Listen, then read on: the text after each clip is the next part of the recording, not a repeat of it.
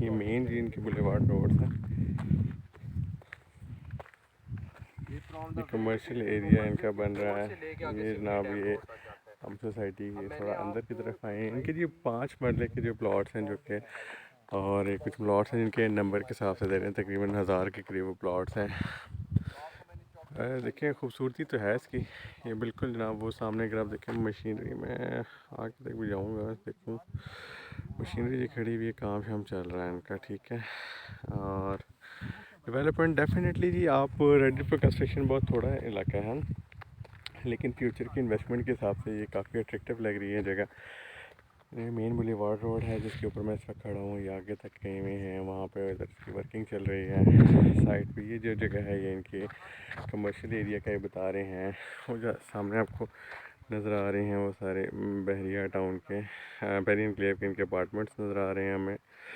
और व्यू जी अच्छा है इसका। और इसका जो पोजेसन वाली जो जगह इनकी ये है, 3.5 मरला के जो है प्लॉट्स बन रहे हैं वो इस जगह पे आगे जाके इनके बन रहे हैं। 3 साल के टाइम मांग रहे हैं, डेफिनेटली जी 3 साल तो लगने ही लगने हैं।